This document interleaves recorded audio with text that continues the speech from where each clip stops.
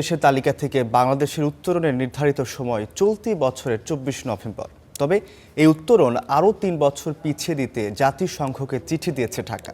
তবে এই আবেদন অনুমোদন পাওয়া নির্ভর করছে জাতিসংঘের সাধারণ অধিবেশনের ভোটাভুটির ওপর। তাই সদস্য রাষ্ট্রগুলোর সমর্থন পেতে পররাষ্ট্র মন্ত্রণালয়কে আগাম কূটনৈতিক তৎপরতার তাগিদ দিয়েছে অর্থ মন্ত্রণালয়।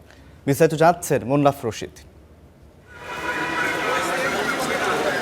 ২০২৪ সালে এলডিসি থেকে বাংলাদেশ চূড়ান্ত উত্তরণের কথা থাকলেও কোভিড মহামারীর আঘাত সামাল দিতে আরও ২ বছর সময় বাড়িয়ে চলতি বছরের নভেম্বর নির্ধারণ করে জাতিসংঘ।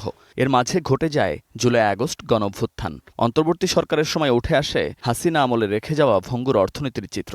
সেই সঙ্গে আছে ট্রাম্পের শুল্ক যুদ্ধের ফলে বৈশ্বিক বাণিজ্যে অনিশ্চয়তা। এমন বাস্তবতায় নির্বাচিত সরকার ব্যবসায়ীদের দাবি আমলে নিয়ে অন্তত ৩ বছর এলডিসি উত্তরণ পেছাতে জাতিসংঘের অর্থনৈতিক ও সামাজিক পরিষদ ইকোসকের অধীনে থাকা committee for development policy CDP, যার চূড়ান্ত সিদ্ধান্ত আসবে সাধারণ পরিষদের ভোটাভুটিতে।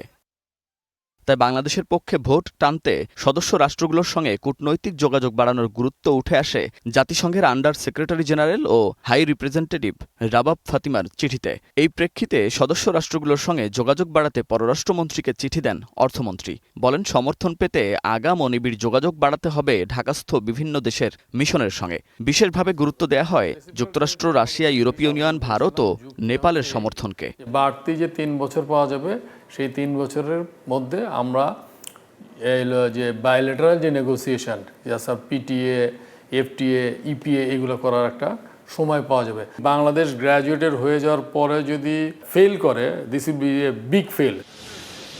তবে অর্থনীতিবিদদের মতে শুধু সময় বাড়ালেই হবে না, সেই সময়কে কাজে লাগিয়ে প্রয়োজনীয় সংস্কার বাস্তবায়ন করাই হবে বড় চ্যালেঞ্জ। 50% +1 দেশের সমর্থন লাগবে, সংখ্যাগরিষ্ঠ সমর্থন লাগবে। এখন সেই সমর্থনটা আদায় করতে গেলে অবশ্যই বাংলাদেশের অনেক কূটনৈতিক আলাপ আলোচনা করতে হবে। ভারত, চীন, তাদের সমর্থন লাগবে, অন্যান্য দেশের সমর্থন লাগবে। এটা ইজি হবে না। মার্কিন যুক্তরাষ্ট্র এখানে কি ভূমিকা নেয় সেটাও দেখার বিষয়।